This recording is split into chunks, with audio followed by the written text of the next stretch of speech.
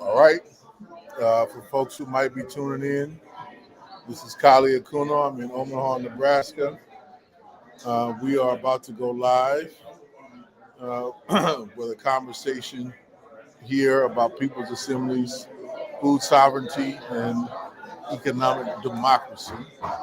And it's going to be myself, David Cobb, and Anthony Rodgers-Wright speaking tonight. So sit back and enjoy. We are be going live very shortly.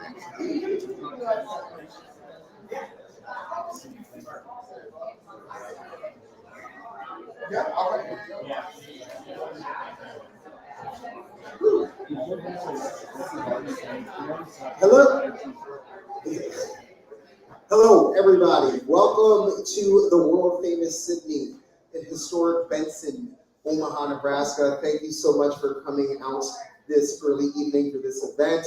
A few quick housekeeping things. Please give so much love to my dear brother, Zach Schmiede here and the amazing staff at the Sydney for always their willingness to put this on. I want to give a special shout out to the good comrades from Omaha Tenants United.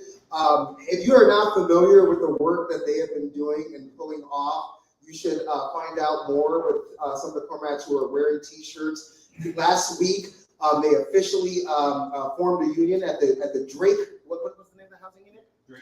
Drake Court, and did this amazing press conference and replanted an oak tree that was torn down by crappy landlords. So please give some love to Omaha Tenants United. Absolutely amazing. So, here's how the night's going to run. I'm going to introduce our amazing special guests who are here tonight. I'm going to speak a little bit, and then we're going to get up on stage. We're going to have an amazing conversation. And then, of course, we will open it up to some Q&A. I'm going to remind you again during the Q&A, please ask questions. It's not a time to make soliloquies. So please ask questions. I know how you left the star and whatnot. So with that, thank you so much again for coming out, bringing your young people and whatnot. And for those who don't know me, my name is Anthony Karifa Rodgers-Wright, and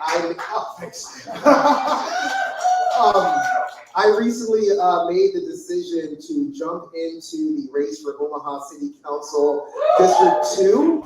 And I would just say quickly that we selected as our campaign slogan, "Against the Current Together." For those of you who don't know, "Against the Current" is what Omaha means in the native tongue, against the current. So we wanted to pay homage to the original people of this land, but we also wanted to send the message that we could no longer go with the flow. We can't go with the flow with bloated police budgets.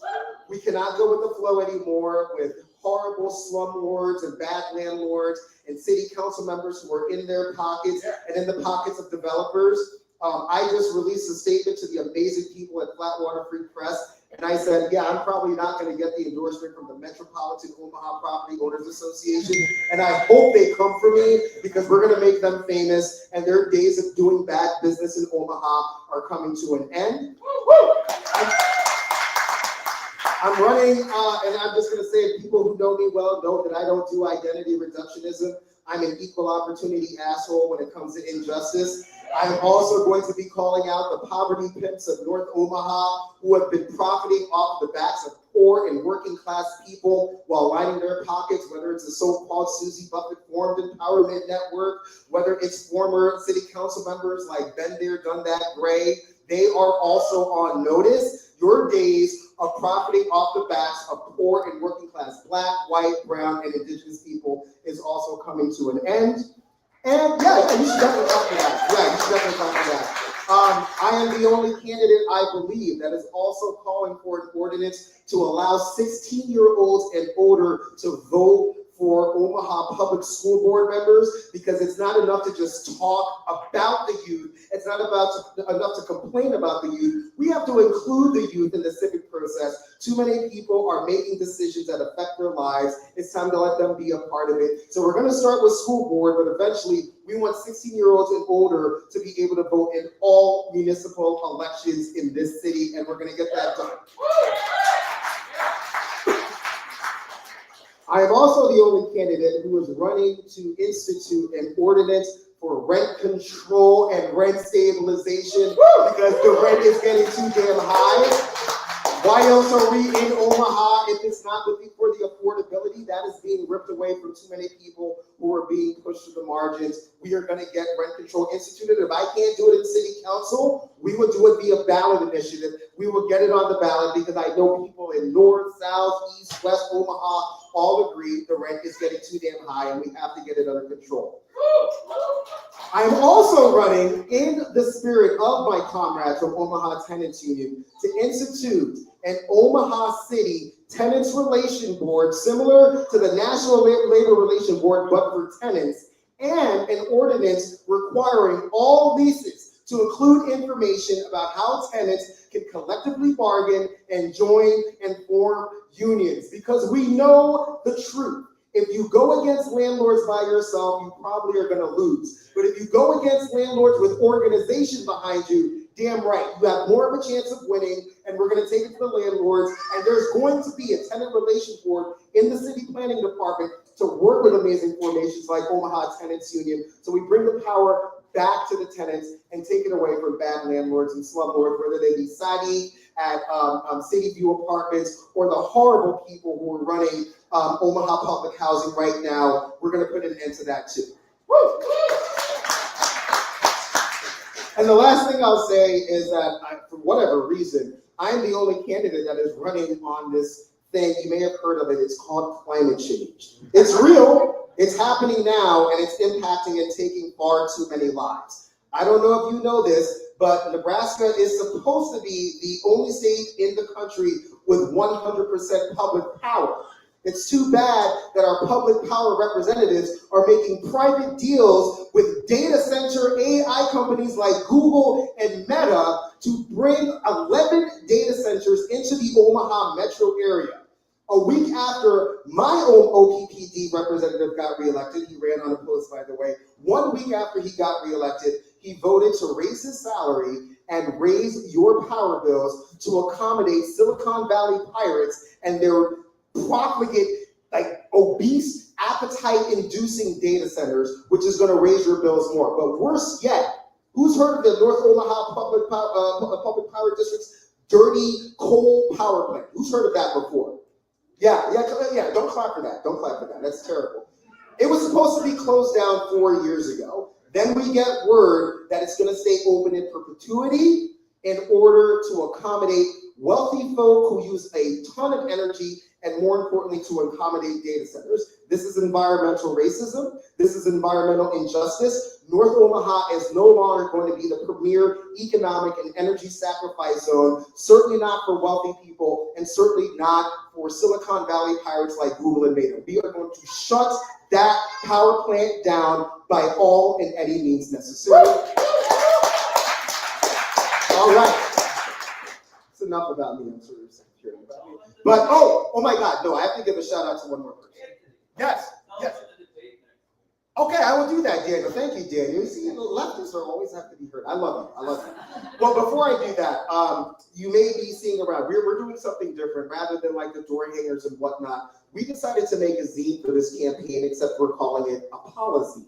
And I want to give a shout out to my dear friend and brother, Jesse and Amanda, who made this possible. And they put this together in like 2 days. They're all over the place. Please pick it up. We're going to be coming around later. My amazing partner is going to be asking for donations. We have our computer. I know y'all have $10, $15, $25. Bottom line, if you try to give me more than $100, I'm going to give you a refund. This is a people-powered grassroots campaign, no more than $99.99. That is the limit of how much you can donate to this campaign. But thank you, Jesse. These are so beautiful, and I appreciate you so much. Yeah, give Jesse some love. Give Jesse some love. And to my dear brother, Dan, that's point, the first debate between me and my 8 other, I'm going to call them fellow candidates, will be next week at 6 o'clock at the Assembly of the Saints Church in historic North Omaha. I promise you, it will be like no debate you have ever seen in your life in this city. Please come. It's free. Let's all hang out together. I want to hear from you, whatever I need to improve on, any recommendations, criticisms. You can even call me a liberal if you want, if I say some things that are a little bit too much left. But most importantly, I am not running as a member of the Democrat Party. I could never run as a member of the Democrat Party. I am anti-genocide. I am pro-working class. I am pro-labor. I am pro-union. And absolutely, I am pro-Palestinian liberation. Woo! And I can't run as a Democrat because I'm also pro-black. Okay. Woo! Let's get this show started. Our first guest. This is a dear brother and comrade who, for years, you know those people for sometimes like you've only been corresponding with them like digitally, and then like one day you actually like meet in person and you already know like so much about each other. That's how I met this comrade. We've like worked together on third-party elections without ever meeting each other in person. And I just want to read a little bit about him. If I get my phone to load up. His name is David Cobb. We spelled his name wrong on the poster, and he hasn't even criticized me for that yet because he's magnanimous. With that said, David Cobb is a people's lawyer who has sued corporate polluters, lobbied elected officials, run for political office himself, and been arrested for nonviolent civil disobedience. He serves as co-coordinator of the U.S. Solidarity Economy Network and is a co-founder of the People's Network for Land and Liberation. Please give it up for the dear brother and comrade David Cobb. Look here, we are here to do a collective conversation, so I'll just say this. I self-identify first and foremost as a revolutionary.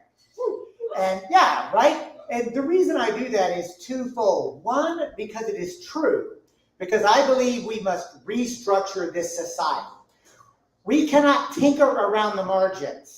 Like to think that we can have a socially just, an ecologically sustainable, a democratic society within a capitalist, white supremacist, settler cultural mindset is just delusional, right? So yeah, you can clap for that, right? Like we need, because, so I say I'm a revolutionary because it's true. But the second reason I do it is because I'm trying to entice and inspire other people to use that language. I think that we have to come to terms with we are in a historic conjuncture, the likes of which that would make Antonio Gramsci spin. Like, this is it, right? Like, we are seeing the ecological, it's not just the climate. There is a full-blown ecological collapse. It's not coming, it's here and accelerating. But wait, there's more, because we are at not just end stage. Kali and I are old enough, we used to talk about late stage capitalism. This is end stage capitalism. You feel me? Like we are watching techno-feudalism. We are seeing, and we should not clap and applaud about, oh, capitalism is ending, because explicit fascism is what is coming next. We are seeing it happen right now. And so I will end with this. I am a revolutionary. Now, I'm a peaceful revolutionary. So for any FBI informants in the crowd, right? Like, you ain't gonna get me on that one as a lawyer. But I will tell you this. I will work with anybody in a principled way at the right time. But when it comes to deep strategy, I need to know what is your position on white supremacy, capitalism, and imperialism, and settler colonialism. Because if we're going to actually do deep strategy, I know the world that I want to work at. Now, I will work, and I say this with clarity, I will work with liberals. I will work with progressives. Ask Anthony, I've got a long history of doing so. But I have clarity. What I'm trying to do is be part of a revolutionary process that can provoke and win a new world. Peace. Love this brother so much. So, I don't think that our next guest needs much of an introduction, but I'm going to do it anyway. I was like trying to find like the best bio for him because there's like so many. But let's just read what I have, and I hope it's okay. In addition to being, I'm reading. In addition to being a dear brother, a dear comrade, and a mentor, this is like one of the people who rescued me from liberalism. If it wasn't for Kali Akuno, I could very well be up here right now as Van Jones. and or Bacardi sellers, and that would be, or Barack Obama, and that would absolutely be terrible. So a savior in a sense, a emancipator of liberal thinking and getting me to think more critically. Kali Akuno is, of course, the co-founder and co-director of Cooperation Jackson in Jackson, Mississippi. He has served as the Director of Special Projects and External Funding in the mayoral administration of the late Chokwe Lumumba of Jackson, Mississippi. His focus in this role was supporting cooperative development, the introduction of eco-friendly and carbon reduction methods of operation, and the promotion of human rights and international relations for the city of Jackson. Kali has also served as the co-director of the U.S. Human Rights Network, the executive director of the People's Hurricane Relief Fund, based in New Orleans, Louisiana, after Hurricane Katrina, 20th commemoration this year, y'all, and was co-founder of the School of Social Justice and Community Development, a public school serving the academic needs of low-wealth African American and Latino communities in Oakland, California. Please give it up to Kali Akuno.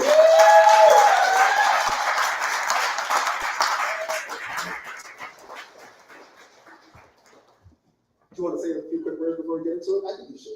I think I should. Yeah. Look, we're gonna talk their ear off for a little bit.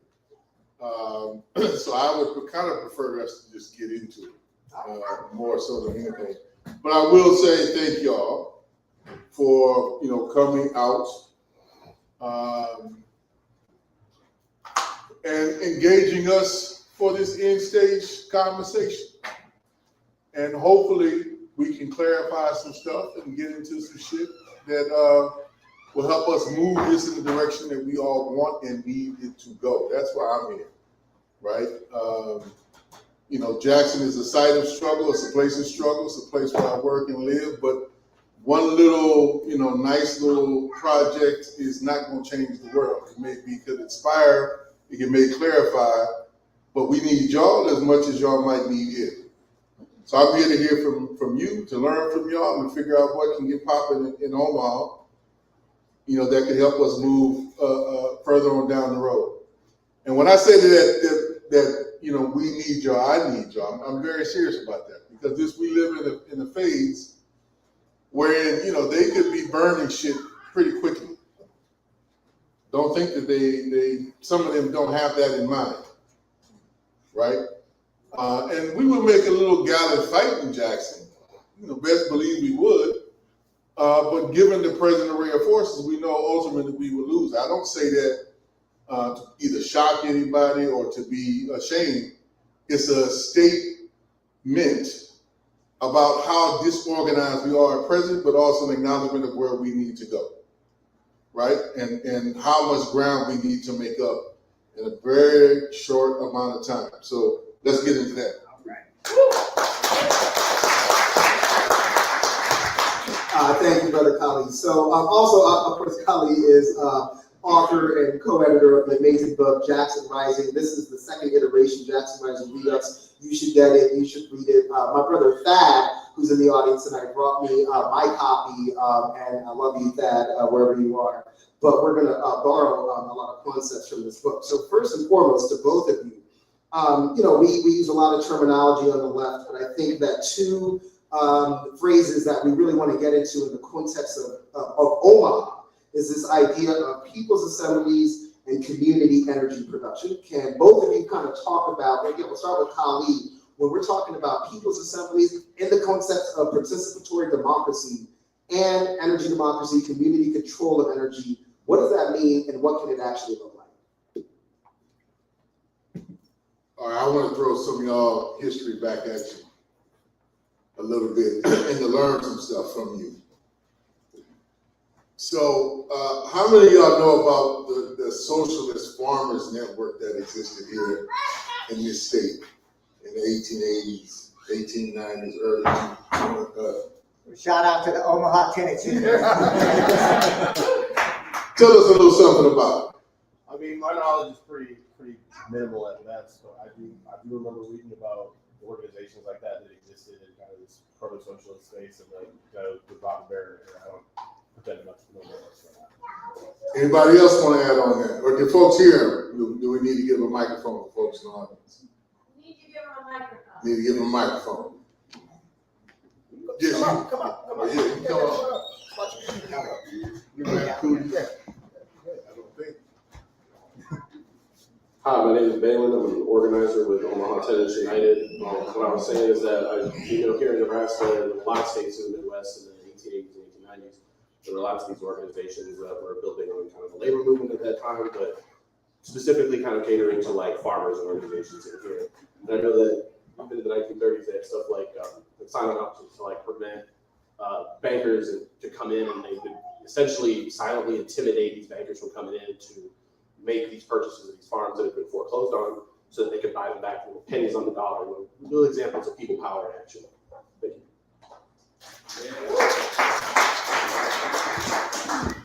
Now, I bring that up, I'm gonna go further, but I bring that up in answer to your question, Anthony, because there's not too many places that don't have some deep seeds of struggle within them. It's just that history too often is not taught to us, right? And we don't know either where to look or where to dig or who to talk to actually learn the lessons of struggle that are germinated in the soil right where you are, right? That may be more apt to deal with the conditions that exist in your community than something that somebody might bring from the outside, right? And so I would argue that there is a lot here that you can build upon. That's always my principal argument in terms of what I argue for and advocate for around the Build and Fight, program and formula, is that in truth, when you really look around these days and you add up all the different work that I'm sure most of y'all are engaged in, what little I know just from being here a few minutes ago, tenants' rights, food security, food sovereignty work that's already taken place. We actually have a lot of people doing a lot of things. And if you was to aggregate that all together, you'd have a tremendous amount of power. So our fundamental weakness is not that we lack people, and not to a certain extent that we lack capacity. We lack coordination in the organization. And to an even greater degree, we lack vision built upon a solid political analysis and foundation, a shared worldview. I didn't say ideology, I said a shared worldview, right? Because we don't all have to agree on every particular point, but we need to be going in the same direction. And we have to always recognize, this goes to the part around people's assemblies, where that comes up. You need variance of opinion because, despite some of the things, I come from a Leninist background, and if anybody tells you that they have the absolute correct line, you need to slap them, right? Because there's no way, right? Any one individual, one organization, one party can have all the requisite knowledge and information to make every assessment correct or get everything right all of the time. It's not possible, right? That is a particular fantasy. And we need to abuse ourselves from it and recognize that when there's difference of opinion, to be open to the opinion. As long as, you can, let me make what I'm saying clear. If I'm arguing with anarchists or socialists or communists, let the debate rage. I'm not going to have much of an argument with a fascist, right? So there are limits. There are clear limits. And there are some common things that we got to believe in, just like human beings, like that part right there, we have to agree upon. But the critical thing is around variance of opinion. As long as it's really backed up like with a solid analysis and not just some subjectivity of how you decide to wake up out the bed one day and what you felt, but like, no, I've studied this, I've analyzed this, I've talked to other people, I've assessed the reality around me based on all the information I have, and this is what I've come to, and it may differ from what you believe. But once we have all the information, then we can be like, okay, I can work with that, but I disagree with you here. But that's still something that I can work with. That's the key point.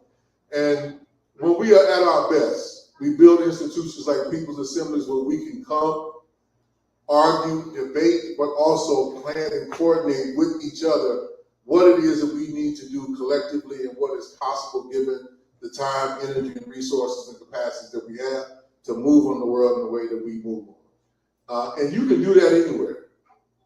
Right? You can do that right here. You don't need no fancy building or you know, a whole bunch of infrastructure to pull people together.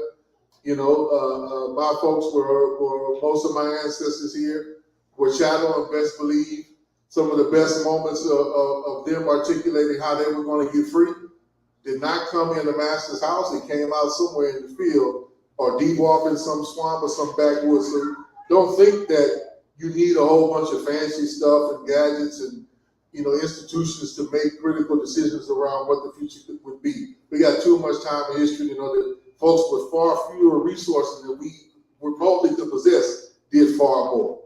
So the biggest limitation sometimes is in our own minds and what we believe is possible, right? And so that's what we have to fight against. Well said. So I'm gonna pick up on a couple of things. I like to say, if you claim to be a Marxist in this moment and you are being dogmatic, you are doing it wrong.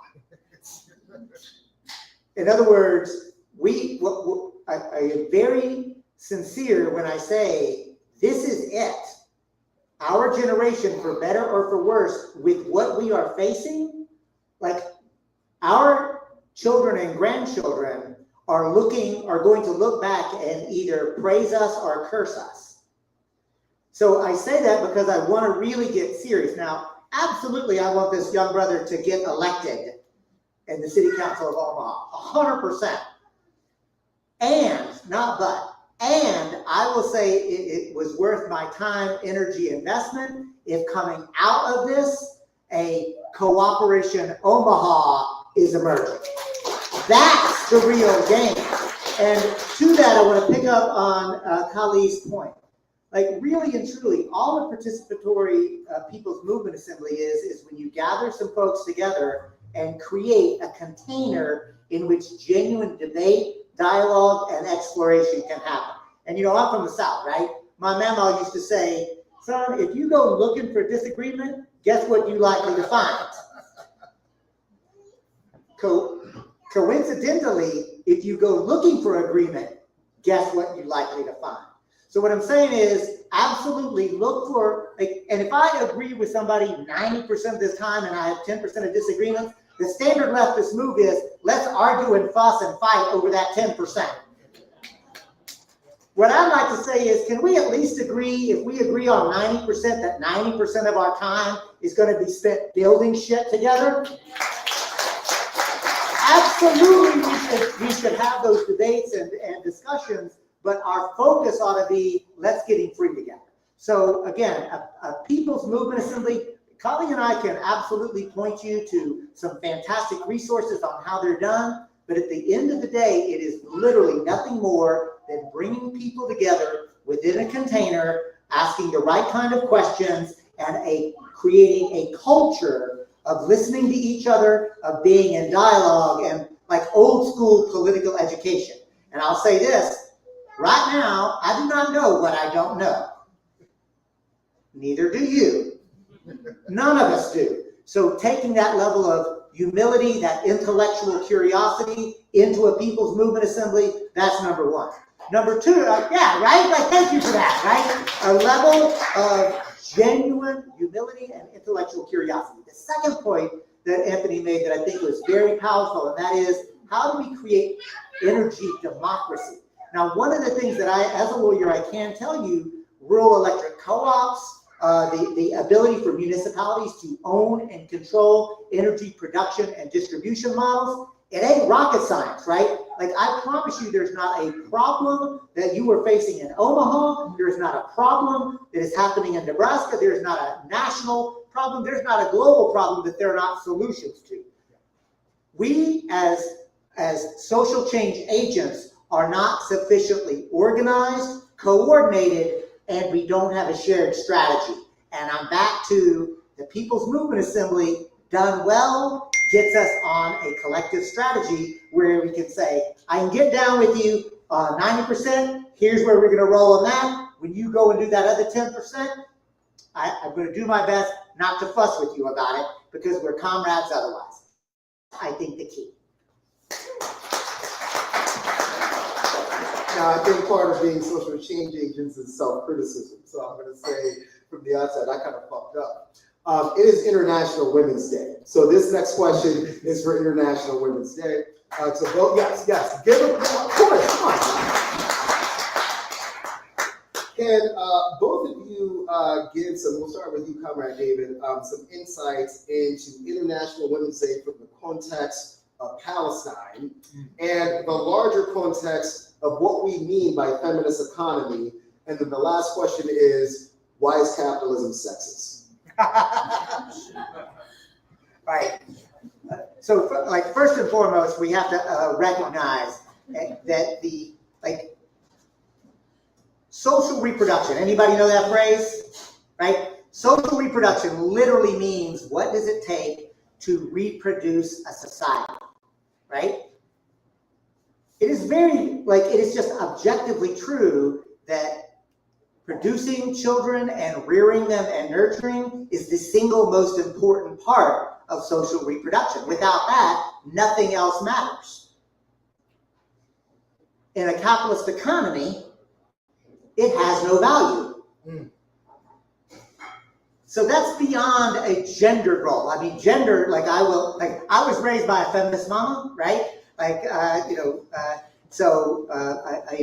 am very clear about the intersection around capitalism and heteropatriarchy and what that means. It is beyond gender. Gender is part of it, but there's something far more sinister about how that interconnects and intersects. And that's the reason I would say, if you have any understanding of capitalism, it is by definition not only sexist, it is also by definition white supremacist, it is by definition settler colonialist, right? Like, you cannot separate those. And I say this with candor and love. Knock it off with the oppression Olympics. Yes. Knock it off with identity reductionism. Yes. Knock it off with the class reductionism. So there's that. And then in terms of Palestine and Gaza, let's just name the fact that the US government and global empire is engaging in continuous genocide right now, and the Democratic Party, or the Democrat Party, as I have been requested to use, because ain't nothing democratic about that political formation. The Democratic Party is actually funding it, is supporting it, and that's the reason that a fascist is in office right now. So we have to be super clear that it is the abandonment of any semblance of fighting for working class people, and the genocide in Gaza is the reason a fascist is in office, because the neoliberals allowed it and basically encouraged it. And we've got to clean up the mess. That's my effort, best I can, to answer the question. Well, I want to give honor and respect to one of the sources of that, which is the old Soviet Union. At least we forget where some of these things come from, and how and why they got pushed. Because otherwise you might think this is just another liberal kind of undertaking, and don't understand or won't get into the intersection of either how those who kind of promoted and advocated saw it as part of the total emancipation of humanity. But to need to lift up, in particular, the contributions and the struggles of women that were often overlooked, even by, some of the great founders and cornerstones and men with beards that are part of the Marxist tradition. So I want to bring up one piece that kind of connected around, Palestine.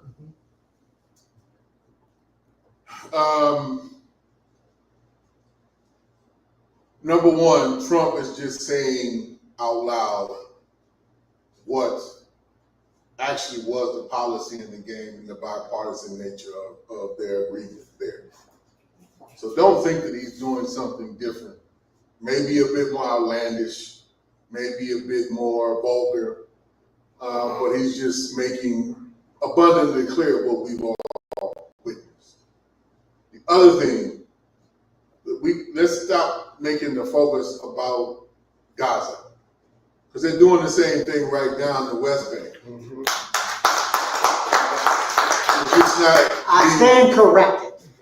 No, it's not you. I think there's a way in which we've all, how it started, with the Oscar, rebellion, and but I mean the Zionist state entity has made it clear its objectives have nothing to do with that little strip, right? This was always about taking every square inch. And there you see their own appropriation of the river to the sea, right? Netanyahu's openly using that phrase now. Yet if you use that at Columbia University, you probably would get expelled, right? Or deported, right? Now the piece that's within that, I think, is I want to make sure that folks don't lose sight of and respect for the nature of the resistance that is still occurring in the midst of this, because that gets overlooked. And what the Palestinian resistance movement has been able to do, despite all the devastation, I would argue, as someone who has studied a great deal of, the military history and martial arts, this has been a pretty significant battle, right? And some key lessons to anybody who is very serious about liberation needs to take into account. And let me say why. Keep in mind, this is a small little force that is going to war with the most devastating military might in history. All right, and don't think about this as Netanyahu came and made it clear when he spoke to Congress. I do your killing for you. He made it plain, right? Don't think about abandoning me. I'm doing your dirty work. So you best keep sending me all I need to do the dirty work. But this is the U.S. policy and program. Don't think it's the other way around. Don't fall into that trap, right? This is the U.S. is doing. They're making. This is their 51st state, colony, whatever the hell you want to call it. That's fundamentally what it is.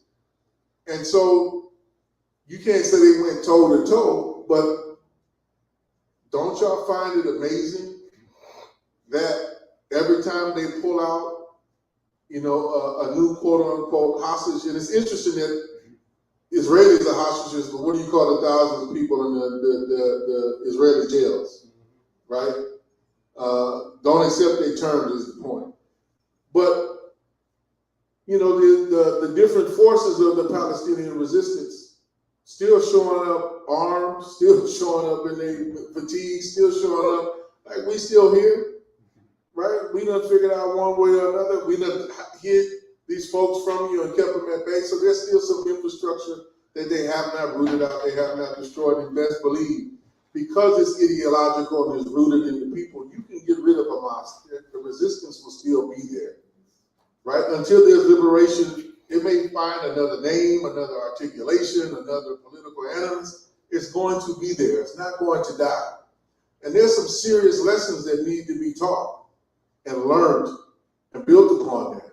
I'm very serious about this, despite how much trouble people may feel you are about talking about some of these things. Because, look, to bring it home, if we truly believe that this is a fascist regime, I want us to really grapple with this before we leave with here, because this is truly fascist. Ain't no fascist ever been voted out of power. Name me one. I'm dead serious. Name me a fascist that ever was voted out of power. The last one I know died in his sleep. That's how he ended. Peacefully, mind you. He died in his sleep. That was in Spain. Right? Franco. And he reinstalled the king. He reinstalled the monarchy on his way out. And then the EU came in and said, if you want to do business with us in a particular way, you're going to have to resort back to some form of bourgeois democracy. And the fascists related to it because why? They didn't lose power. So So don't cite that as an example, is my point, but to also recognize what bourgeois democracy is. Fascism and bourgeois democracy are two flips of the same coin, right? They're not one and distinct. It's just one kind of liberal rules-based order that privileges the elite when times are good and they figure they got enough surplus to distribute around to their liking. That's what we call bourgeois democracy, and is what we most know. They never intended to be equal by no form or fashion in anybody's imagination. But when times get a little tight for them, because they're always tight for us, or a good number of us, when times get tight for them, that's when they resort to bringing out the bulldogs. Yes. And that's what we got now. But they don't retract them just because, things automatically get better. So it goes back to us, it goes back to this lesson. If we truly think, and we have truly analyzed that this is a fascist regime that's in power, what are we prepared to do? You better be prepared to fight. Wait, answer that question, though. What are you ready to do? Yes. And you better start learning how to fight from those who are doing it well. That's my point. Right? So don't look at the devastation just as a one-sided piece. Please don't look at it that way and get into some narrative about pity and whatever. Folks chose to struggle because that is what they had to do. All right? And to go back to the one particular point, don't think that just because you don't see them in a particular way, Palestinian women aren't integral to what's going on. That would be, a very sexist, objectivist point of view without understanding how those folks are surviving. You're talking about reproductive labor. Some people are still cooking, cleaning, not that that's in a particular role, but everybody of a particular gender or sex, but everybody to a certain extent who believes in what's going on, men, women, and everything in between and beyond, are fully engaged in that struggle. And there's a lot to learn from that we need to absorb and digest very, very quickly if we're serious about the situation that we're in.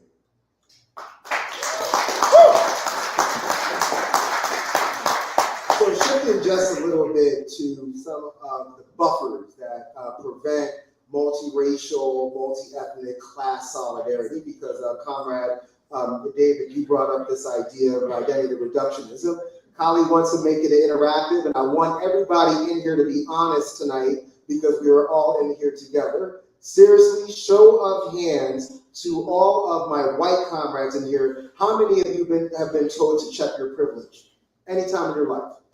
I know there's more than that. Dad, raise your hand. There you go. Okay, and how many of you? This is a serious question. We're safe in here. Yes, it's being live streamed, but no one can see you, so don't worry about it. How many of you have been told that if you disagree with a person simply because they are black, that you are racist? Raise your hand. Raise your hand. Okay, good.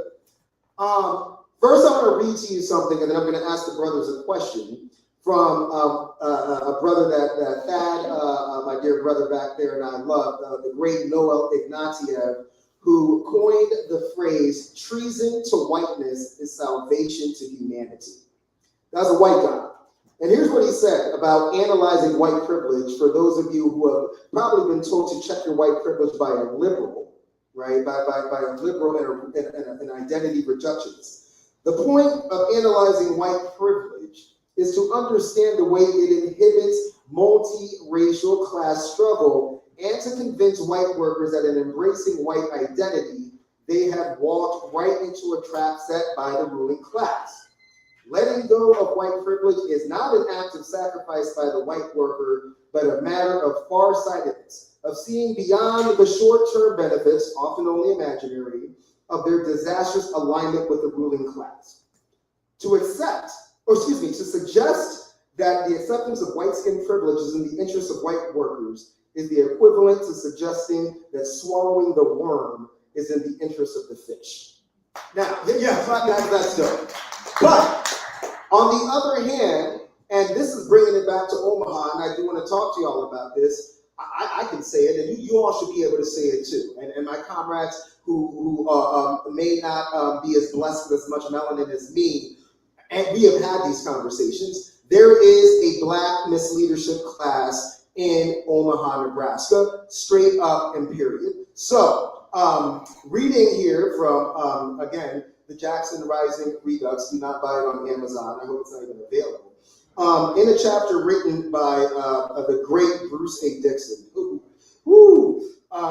He writes in the book, for a long time we've been fed and been feeding each other the story that uplifting Black communities means simply electing more faces of color to public office. I am running for office and I am Black, by the way, but like, that's here nor there. I'm not a hypocrite. And creating more Black millionaires.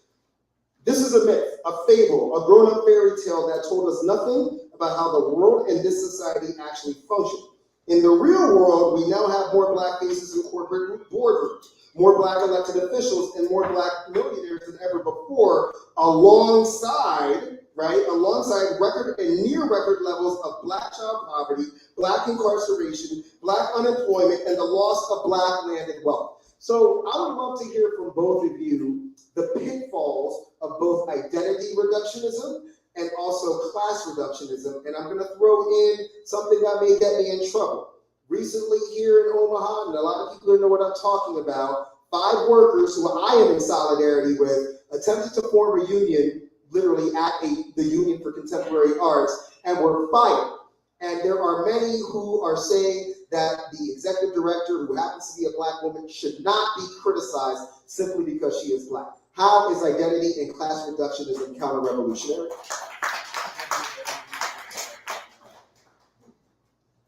Y'all remember Barack Obama?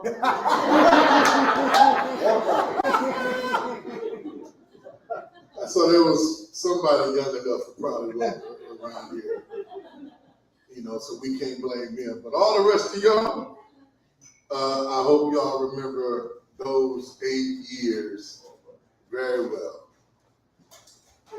And what they produced and what they enabled, right? And please don't fall for some narrative that those were some great grand years. Like that is, if you listen to MSNBC or MSDNC. yeah, they would try to convince you that was like the second coming of FDR or something like that. Right? Look,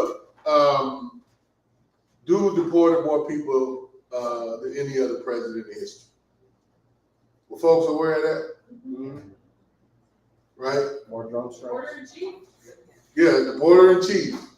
Trump mad that he can't get his numbers up like Obama, right?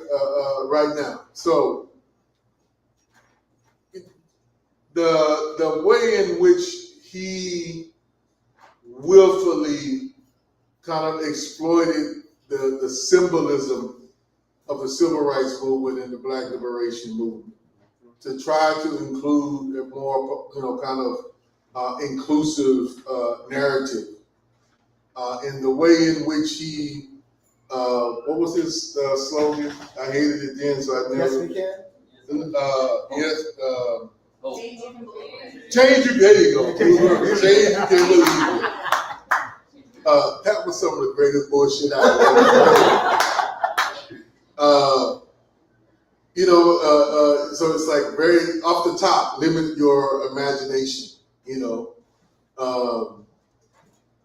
But, it worked because then people were walking around for at least about a year and a half talking about we now live in a post-racial America, right? Again, say it one more time, Anthony. MSDNC. The MSDNC and the CNNs of the world were pushing that very, very hard. And it confused a lot of folks. Now, the beauty of a particular dimension of that period, which unfortunately was not fully realized and fulfilled. I don't think it was no accident that the modern Black liberation movement kind of reemerged in the era of Obama. And not because Obama kind of enabled it. It's because a younger generation was having to deal with the contradictions of the false promises of the hope that we could believe in, right? The change that we could believe in. Like, you're not delivering on the promises that you stated. Conditions are not getting any better in my hood than they were under Bush or under Clinton. In fact, the hood look, I love that meme that came out. I think it was a picture of Baltimore. The hood under Bush, the hood under Obama, the hood under, like the same picture, the same conditions, just more deterioration over time. That's fundamentally what it amounts to. And we, one of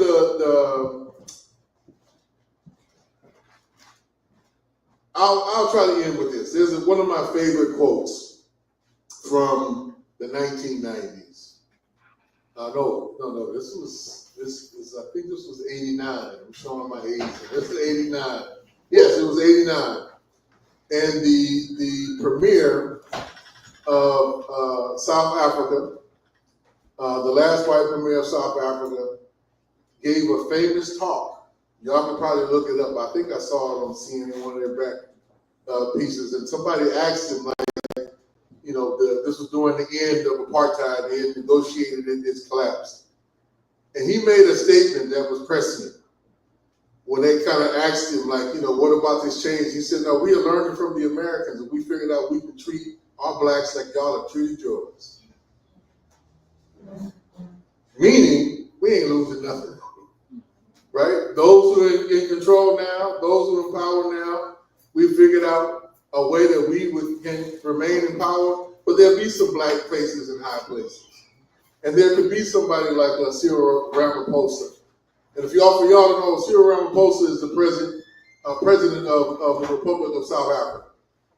He started off as a mine worker, right? And he started off as a political agent that was a person born of the Black Consciousness movement. He was one of the original kind of founders of the Azanian People's Organization, AZAPU. So he, if you look at his credentials, he comes from a revolutionary background. He joined the ANC because they gave better paychecks, better tenders, as the South Africans say. And bided his time until he could kind of rise up in the very corrupt ranks of the ANC. And you heard me say that very correctly and deliberately, until he could get to a position where he's at now. Well, guess what's happening with him now? He's I think he's the third richest person in South Africa. That sound familiar? Right? That sounds very familiar to like a white dude who's in office right now, right? And the cat who's his co-president, who's the richest person in the world. So these dynamics, at the end of the day, the nature of the class struggle is very clear what it is. Don't let the color be a mask to obstruct the reality of what's actually taking place around how people are organizing themselves to maintain power, maintain control over the means of production, or at least maintain some level of access to it. Because that's what the Black leadership class here is fundamentally about. They've jettisoned a long time ago a real struggle for self-determination, or a real struggle, to democratize this country in the deepest sense of what that means.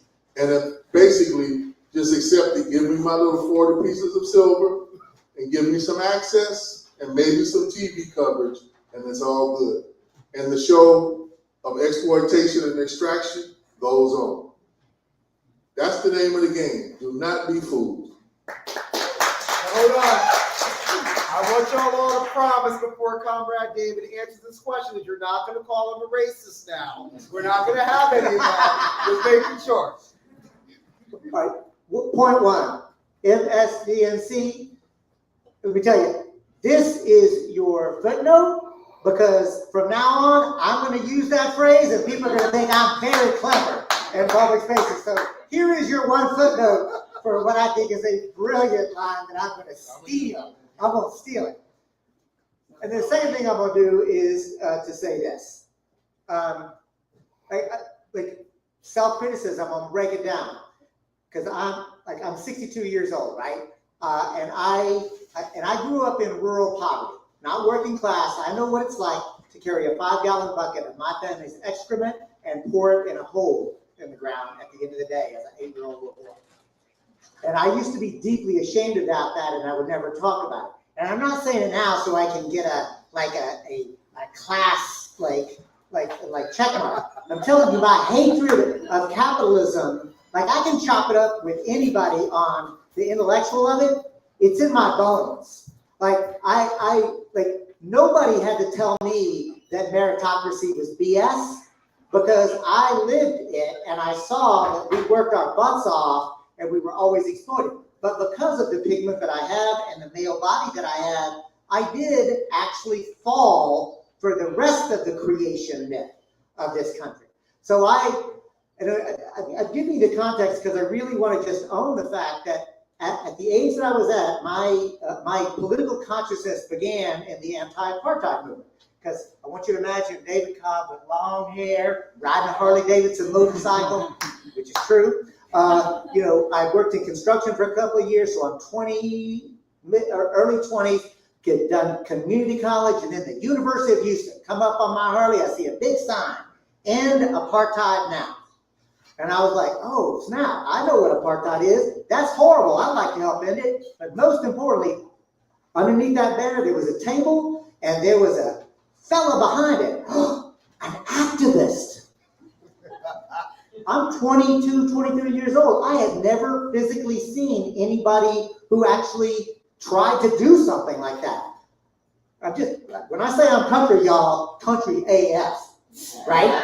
And I hustled over there, and within 5 minutes, I found out, what I realized is I was in a political argument with that cat. We weren't shouting at each other. I didn't even know that it was a political argument or a debate, because see, he was trying to break it down for me, something about how that he and I were both inadvertently supporting apartheid, and he was like, because of my tuition money that I'm paying, and there's something called the Board of Regents, and they're investing it in corporations that do business in South Africa, and that was pretty confusing. I was trying to keep up, but what really got me irate is that dude, it's the 1980s, said the U.S. government supported apartheid. Ronald Reagan is president. And I said, fool, where did you go to high school? This is America. We're the good guys. That dude did not humiliate me. He did not make fun of me. I still remember, he said, I got all this material, like here on this table. I don't reckon any of this is actually going to help us. But you know what I'll do? I'll make you a deal. If you just go to the M.D. Anderson Library, like that's the main library at the University of Houston, and you read Business Week, U.S. News and World Report, Time Magazine, because it's the height of the anti-apartheid movement, just read the cover story, and I'll make a deal. I'll read anything you want me to read. And then we can just have a conversation. So I tell that story, obviously, on myself, because I didn't know what I didn't know. And that dude took me where I was, engaged me in a conversation, asked me questions, listened to my answers, figured out where I was coming from, treated me like a human being who, was confused, which I clearly was, but I didn't know. See, I was convinced of my position. What I'm getting at, Anthony, to answer this question is, it wasn't a question of black or white right there. It was a question of that cat saying, this fella seems like a good person. And I'd like to get to that good person and have an actual conversation with them, assuming that I'm a good person, right? And I'm tearing up because I'm remembering that. And now I'm gonna tell the next story. Serena, who was an African-American woman who I was very close to. And this is at the University of Houston. And I still remember that thinking to myself, and I would think this, but I was too smart to say it out loud, which is, man, I wish women and people of color would just kind of get over it, right? Because I get it, it's bad, but class, that's what's really keeping us apart. That's what's separating us. And if we could just kind of put that aside and win the class thing, then everything else will work out, and then we could win, and we could all be free.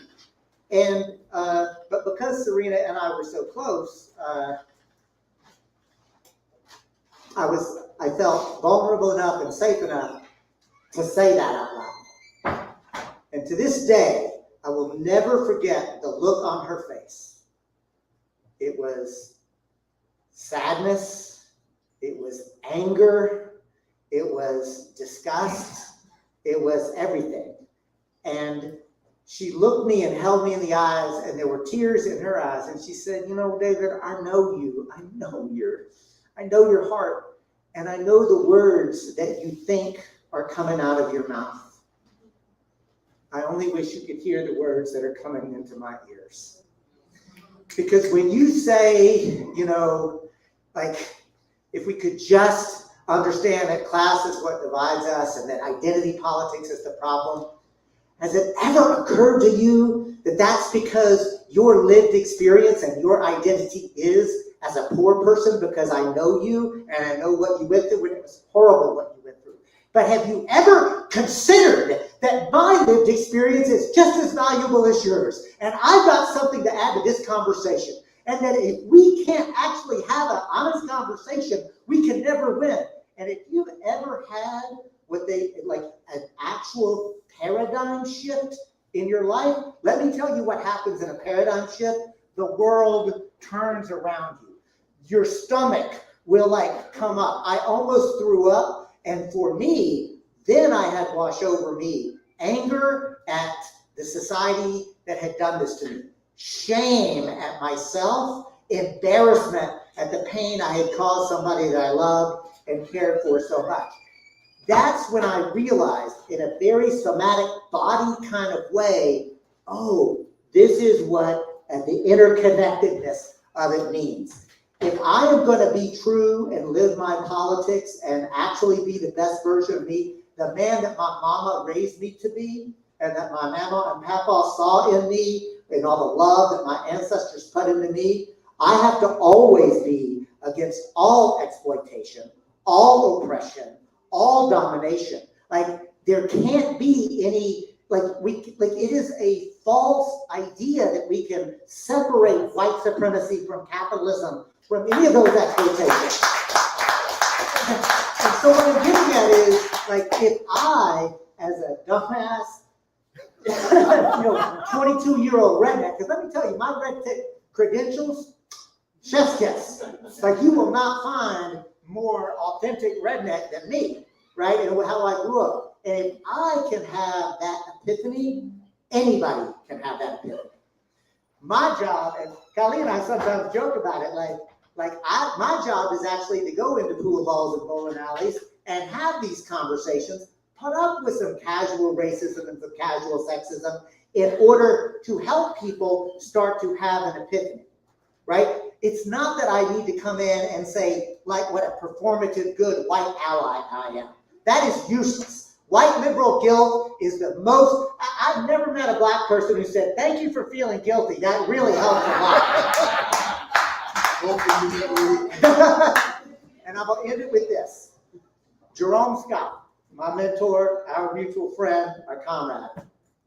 About 20 years ago, I mentioned, the phrase, I said, Jerome's black. And I said, man, I really want to, learn to be a better ally. And he stopped me. He said, David, I know who you are. I know what you're communicating to me. But this is important. I need you to stop. Because I want you to be my comrade, not my ally. And I need you to understand what that means. So that is not like, and then so white supremacy harms me. Patriarchy harms me. And when we start to understand that the privilege exists, but it comes at a very heavy cost. Our humanity, our soul, like our ability to be a fully human being. That's what white skin privilege and male privilege is actually extracting from us. And we have to realize that is a terrible deal for people with my body. Yeah, amazing. Smash the Ally Industrial Complex. I'm going to ask you a couple more questions, and then we're going to turn it over to you for some Q&A. But this is kind of a quick commercial break because two very, very special friends have just arrived from Lincoln. In addition to the fact that I'm running for Omaha City Council District 2, we are doing something that has never been done in the history of the state of Nebraska. It is the first time that a multi-city slate of candidates are running for city council at once. We are calling ourselves LOMA, the Lincoln Omaha Municipal Alliance, because we believe that the biggest city in the state and the capital city in the state should be coordinating with each other. So I want to invite two of my comrades up who came from Lincoln tonight to quickly introduce themselves. Come on, don't be shy. Yeah. And then gotta take a picture of all three of us with our hands up because we're revolutionaries. Hi, I'm Najee Miller-Jenkins. If you have been in the activism scene, you've probably seen me. If you follow the news, in 2023, when the senators had tampons and panties thrown onto the legislative floor,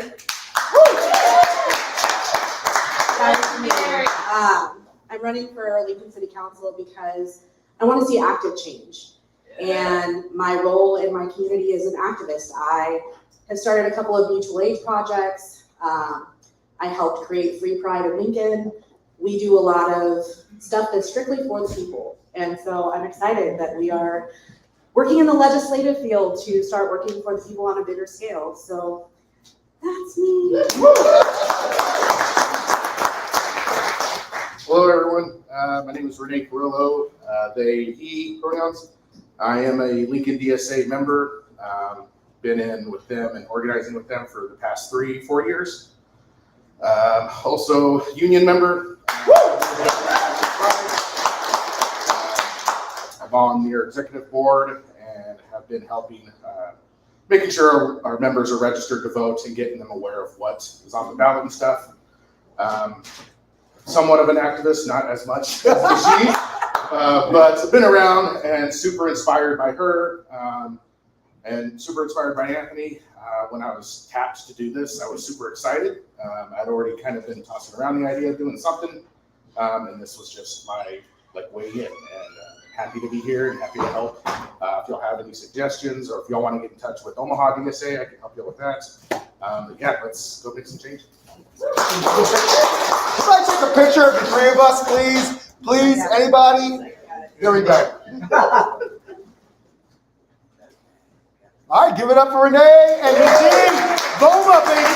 Loma. Oh, yeah, All right. Thank you so much. So just a couple more questions. We're going to open up for Q&A. And then, we're going to get out of here because I believe there's some music tonight. Y'all, if you have been getting drinks from the amazing staff, I know you are tipping the bartenders. Give it up once again. I love this venue. Woo! Yes, sir. What time is it?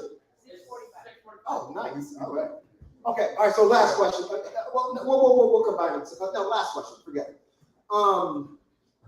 In a capitalist framework, which of course also impacts our nonprofits, and everybody here knows that Omaha has a lot of nonprofits. The word organizer and organizing is thrown around a lot, and I mean, it's not that funny. It's funny though. Define organizing and organizer.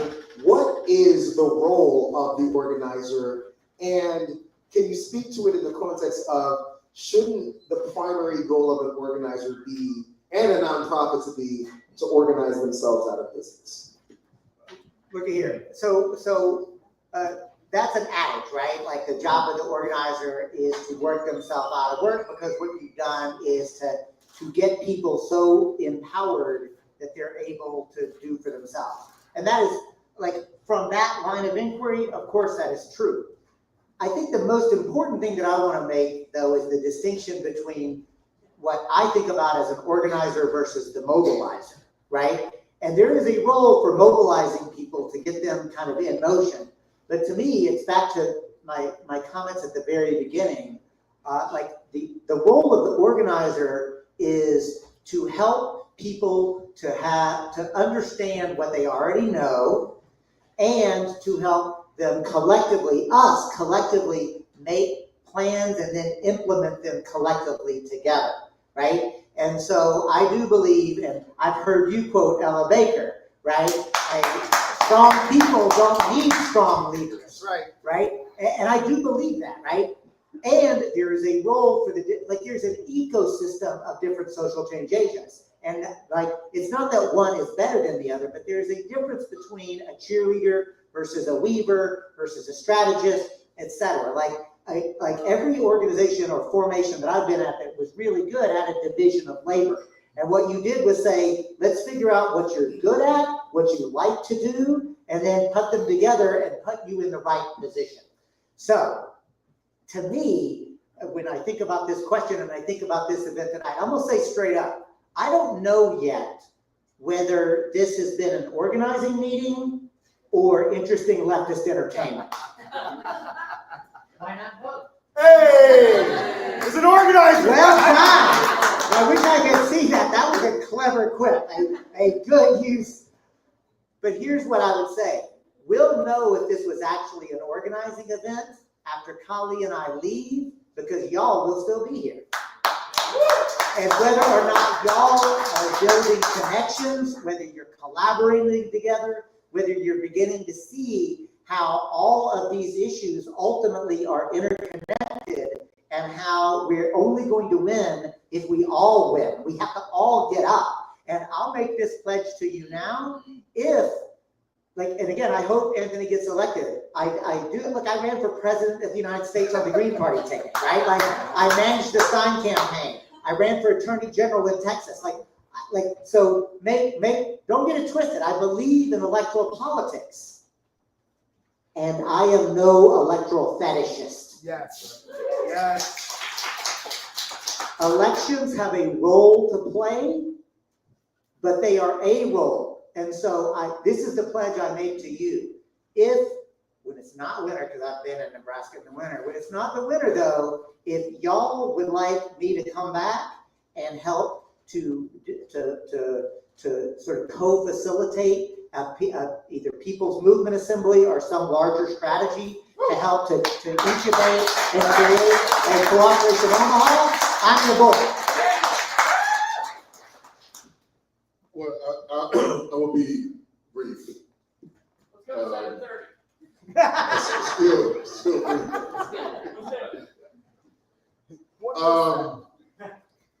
Look, mobilization only meets a moment. That's all, right? Something we need to stop.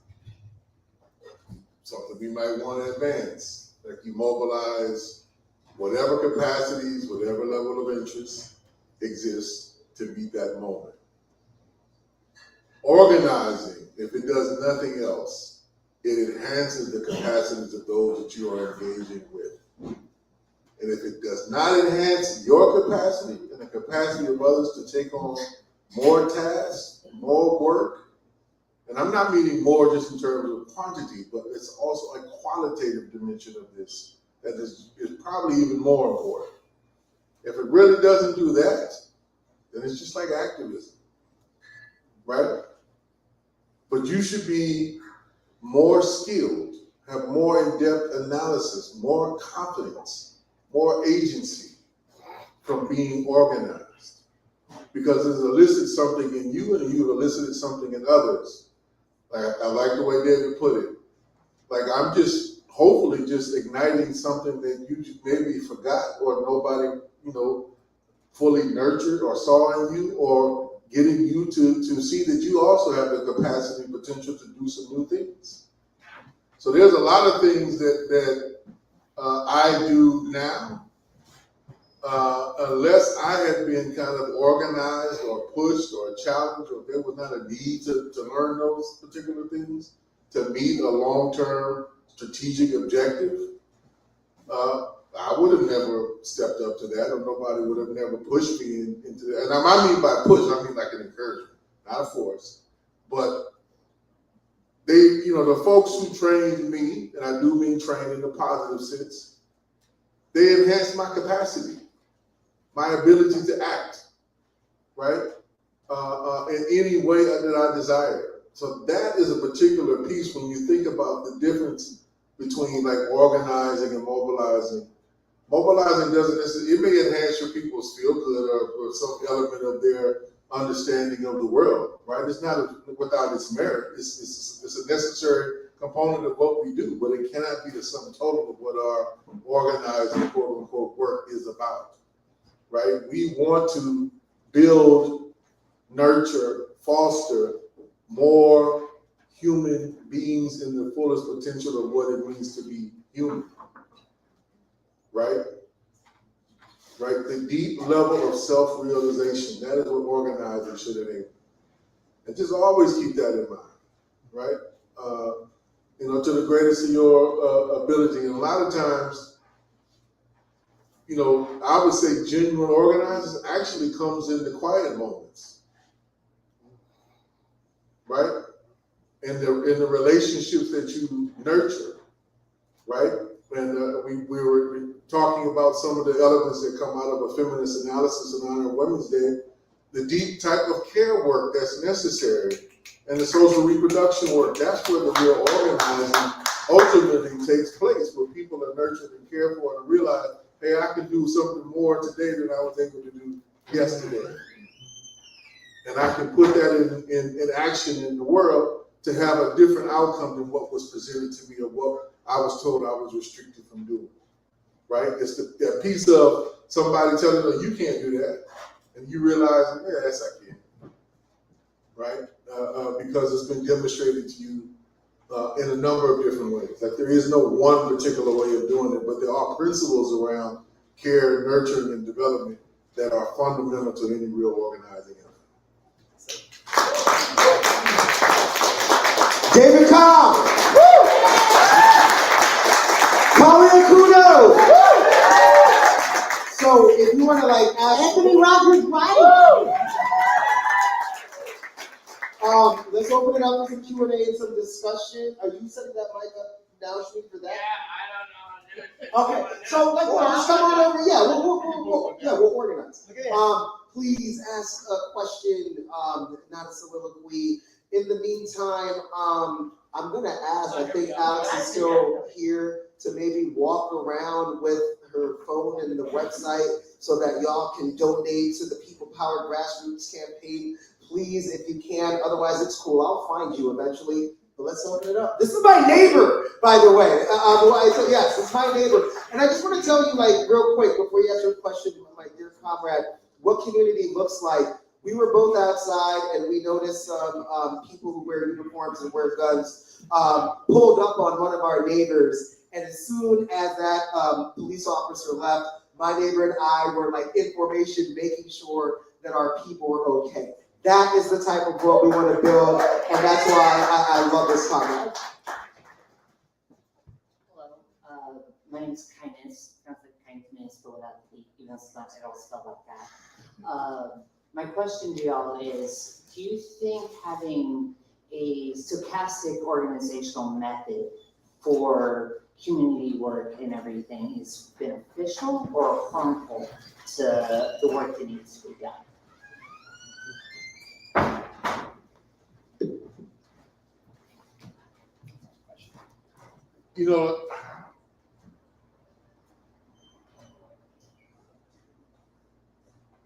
To me, almost everything depends on this context.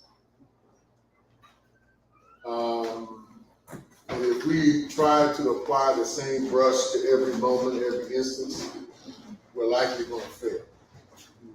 So there's some times when different methods are required, and there's other times when other methods are required. I think the critical thing is having knowledge, wisdom, and maybe some good intuition as to know when to back up, as they say, when to step forward, when to speak up, when to, kind of step to the side.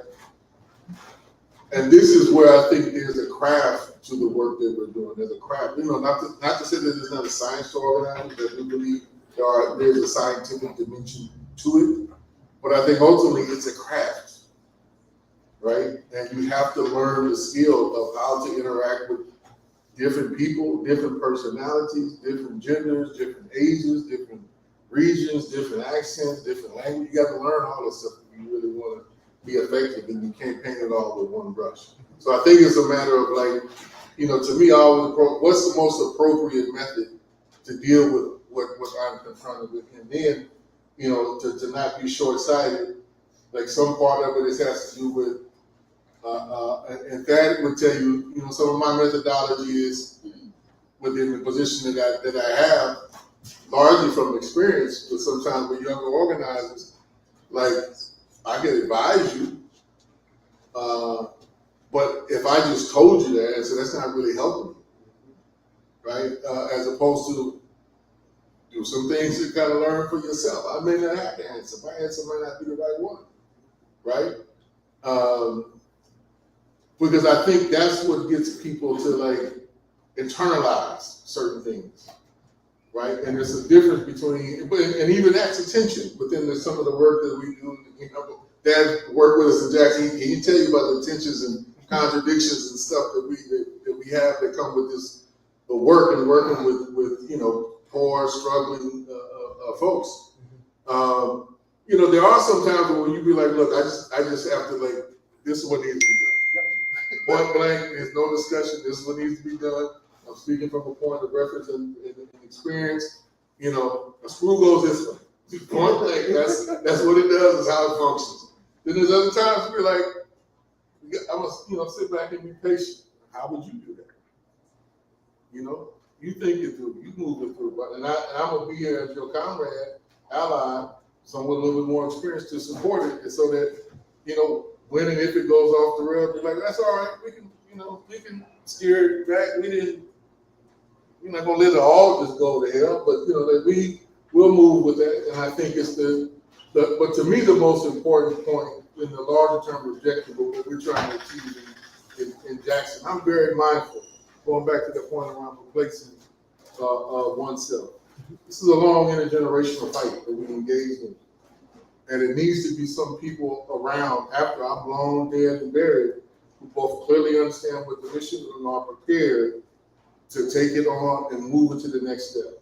And then also to understand, as much as I might push, I'm also about, I want to get as much done as can be done within my lifetime of what I have the capacity to do. But I also understand time, space, and conditions may not allow what's all in my head and all in my heart to do for that to be accomplished. The conditions haven't been set yet, right? And I'm very clear that if my generation is to, like in Jackson, the context, I was telling somebody else, I think where I was at last night, wherever we are, Tulsa. Somebody asked, no, this was in New Orleans. Somebody had just met, and I said, look, the struggle I'm directly engaged in, this work has been going on for over 50 years. So I come into it at a particular point in time. And I'm very clear at my age now in understanding what the foundations were of the generation before me came.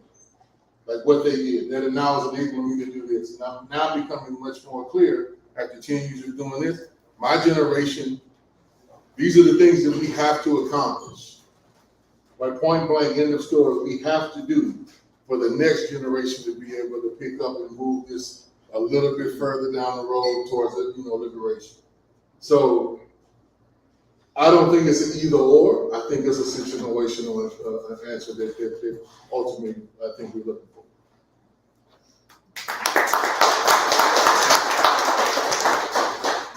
Hi, thanks for being here, first of all. My name is Pat. I do organize with Omaha Tennis United. I have sort of just a practical question. In our organizing, we obviously see different types of chauvinisms crop up, but one that's repeated many times is antagonism that tenants feel to houseless people, either in or around their building.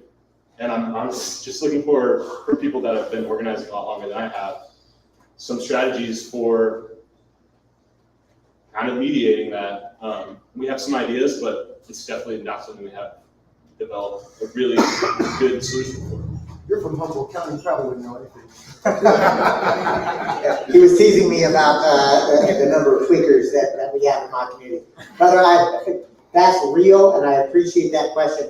And my short answer is to be an effective organizer, especially around housing, learning to be a social worker is actually part of your work. And the way that I have found, frankly, is to help folks, like you appeal to a compassion, but also as quickly as you can, make it clear that there are more empty houses here in Omaha than there are houseless people. And I know that without having looked at the statistics, because that's true in every community, in every state in the United States. So taking some of that good old-fashioned class anger and antagonism and getting them to direct their anger in the right direction. That's my short answer. The fact there's also more unused rooms in a new juvenile detention facility that's costing us $20,000 a month, even though it's empty. But there's also, if I can, just trying, there is some culture shift work that has to happen, Real talk. right? And we've been taught in this particular culture to blame down, right? And to be fearful of those who have less than what we have, right? And the part about it is a deep kind of understanding on the reverse end of that, that could be me. That's the part I think that needs to be tapped into to build solidarity. Like, should you lose your struggle? That may very well be you. And do you want to be treated the way you treat them now? That part I think is the cultural engagement. We're more closely able to become homeless than we are billionaires. Yep. Thank you. Hey, I'm Ethan, also from Omaha Tenants United. I'd like to know, I'd like to hear you guys explain what exactly a People's Assembly is, how you guys avoid a populist error with that, and how is it, whether it builds towards a party. Is it you, Lewis? I got my trap. Yeah. Look, the only way you keep it from being appropriated is vigilance and struggle. There is no magic bullet that's not going to keep you from just being a talk shop or some politician's, turnout mechanism. That is determined by those who engage and how willing they are to engage in building a different culture, like a broad democratic culture. And that ain't easy. Like I can say in Jackson, there's something that we've done in the past that I've been involved with, which I would say were ideal vehicles, or expressions of a broad kind of people's will to plan and think for themselves. And then there have been others that have just been politicians' workshops, been involved in both. And it's only a struggle to maintain the democratic principle that you all have to be willing to engage. That's going to keep its core of it being a real democratic institution. But that's a constant struggle, and there is no one way that it could degenerate in a number of different ways. So there's always kind of a balance you got to strike. I wish I could have a better answer for you, but other than political struggle, I don't think there is one. And Ethan? Yes. First, and I'm not being sycophantic with you, that is an astute organizer question that you asked. And in addition to what Khalid has shared, what I want to say is this. For real, some of the most brilliant, beautiful, inspiring, uplifting movement spaces I've been in have been people's movement assemblies. Pause. I guarantee you some of the worst, most destructive, most soul-sucking, miserable movement spaces I've been in are people's movement assemblies. So the discipline around who is convening it and to what end, and the clarity that the conveners have are really super important. So when I said I would make a pledge to come, it is sincere, but it would be, I need to have some advanced conversations. Who's convening it? What are the organizations? Are we asking a specific question? Why are we convening people? Because if you just say, oh, we're gonna open space, then nothing good comes out of just opening space. The only thing I'll add to that is one of my favorite writers, Seattle-based anarchist named Peter Delverloos. incredible author of How Nonviolence Protects the State, Failure of Nonviolence, and his book on community. And what he says on community is simple. If everybody is the same age, it is not a community. If everybody gets along with each other, it is not a community. As a matter of fact, if there's not one motherfucker you hate, it is not a community. Rather, a community is that idea of what forces you and makes you believe in sticking around and working together. And he says we have to get over this idea of comfort politics and get in, or compromise or deference politics and get into the idea, as Khalid and David were just saying, of democratic politics, or what he likes to call hip.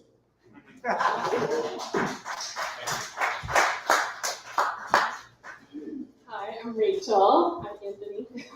And thanks, Anthony and Carly and David, so much for this. It's so, invigorating in a moment when, a lot of stuff is really bad. After the election, I was like on a walk or something and was listening to Kali, your interview with Jay and Millennials Are Killing Capitalism that weekend after the election. And everyone should look it up. I've listened to it multiple times. It was so helpful, so clarifying in a moment where I just, hated the Democrats and also was like, fuck, what am I gonna do? Which was the title of the episode that you spoke at. And you spoke so much about timelines of there was 2 months then, and then you're like, and then it's 100 days, and then we have a year. And I guess I'm curious to be here with you now in Omaha, in this local place where we have local organizations and our own left ecosystem. What you and also David, what you would advise us to be thinking about right now in this moment, post inauguration, we're flooded with, executive orders and then just an onslaught of, from the federal to the state to the local level of just bad shit. Where you would advise us to put our focus, and and maybe People's Assemblies is the answer. Maybe that's one answer of many, but I'm just curious, given that I have this opportunity to ask. Let me grab. Yeah. But I like to be precise. I'm getting asked this over and over and over again. And I hate to be formulaic, but I do think it's helpful. So, straight up. So, organize mutual aid on a communal scale to address the initial economic shocks that are coming, to prepare for the increasing number of national disasters. I say national disasters. Natural disasters are part of the national disasters in this context. We can talk about that later, but I use that deliberately. And to better address the day-to-day ravages of the capitalist system that produce systemic homelessness and hunger in our communities on a daily basis. See, I think I'm gonna pause and stress this because we're not liberals. And if we're not liberals, and as David was saying about being a revolutionary is recognizing the shit was fucked before Trump got elected. Right? We just talked about homelessness and y'all dealing with, it was already homeless people before Trump. There was already people dying of drugs before Trump. That shit already existed. But, that was kind of, what's that line from the Joker in the Dark Knight movie? Right? Because that was all according to the liberal plan, nobody blinked. Right? You just kind of like go along and just act like, but now it's like, oh man, he's shutting down this piece of the government, like the government was fucking working to the beginning. Like it was doing something that was going to actually change the conditions of people. It wasn't. It wasn't. So part of this, I think, is part of this whole piece of us not being liberals is to see the system for what it is and to expose it for what it is. And we need to utilize the contradictions that Trump is unveiling to do a better job of educating people about the nature of the system. Point blank period. He's just making it more clear, apparent, and abundant. So I'm not saying thank anybody for that, but now we got to recognize it's like them breaking things presents us with an opportunity if we're willing to seize it. Right now, we're not trying to be neoliberals and create nonprofits to solve every little problem. That's not what I'm talking about. Please don't think that, you're gonna go out and find some grant to solve the situation. Like, no, that's not gonna happen, right? Though that's not how this is gonna be fixed. It's gonna be fixed by the people in this room figuring out how to organize with the millions or thousands and millions of people that exist within this state. That's how it's gonna work. These are just suggestions on some of the things to do that, try to feel like a hand in glove to build the mutual reinforcement and the political and economic power that's going to be able to usher in a new, mode of production and a new social set of relationships. So I'll keep going just real quickly and try to move to the next question. Engage in collective food production and exchange. Utilize and claim all the lands that can be employed to meet the social need, including the decommodification of the corporate lands and the democratization of public lands. Engage in militant worker self-organization, build cooperatives and militant trade unions, and have them coordinate the production and distribution of the essential goods and services that we need to survive and thrive. And part of that, you need to democratize every single workplace. It can be democratized in the broadest sense of what that means. Engage in community production through tool lending libraries, maker spaces, and the adoption of digital fabrication production techniques to break the dependency on industrial monopolies and the byproducts of their wasteful methods. I should also include in that is we got to do this as much in a fashion which is open source as possible. Everyone in here should become an open source digital technology kind of advocate, connoisseur, whatever the situation is. Because a key component of what the tech lords are doing at the behest of the president and the MAGA movement, right, is turning the government over to AI. That is their specific agenda. And one of their movements, they have some tension and contradictions about that.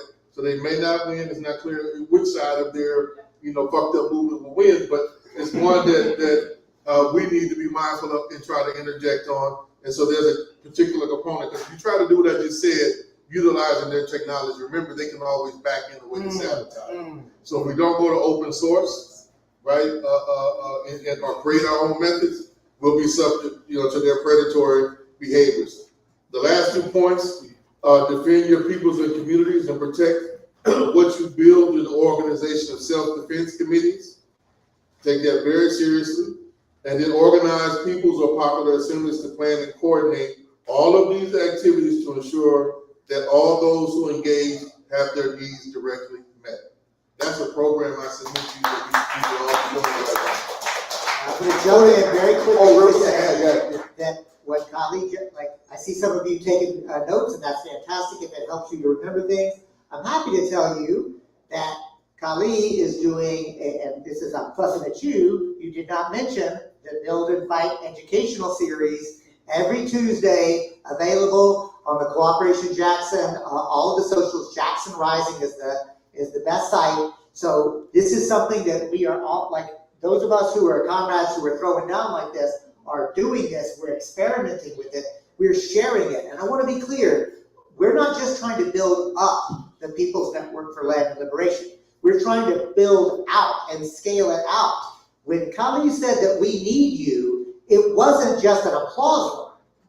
Our approach, our shared strategy that we've come up with only works if it's happening in thousands of communities and ultimately being global. That's the only way to win this as far as we see. So check out Build and Fight educational series. Go to the Cooperation Jackson either website or any of their socials or Jackson Rising.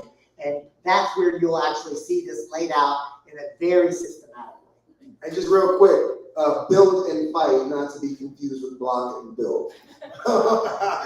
Just 2 more things I would add to that. One, some of those formations are already in effect here right now. I'm sorry to make her blush. Free Farm Syndicate is literally doing that work right now. Big love to Free Farm Syndicate. We just have to replicate that. And all I would add to that is something that I say all the time. We must not let the nonprofits do to mutual aid what the nonprofits have done to organize it. I'm feeling that. I'm telling you right now. Hi, I'm Wyatt. I do some work with Feed the People.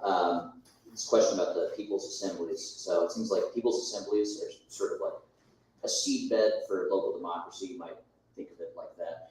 I'm curious how this applies, like whether a similar model would apply to militant labor organizing, because my question is, like everybody in this room believes that militant labor organizing is something that is necessary, but I'm curious if you like advocate a sort of maybe a popular model or a something directly to like a seedbed for that specifically.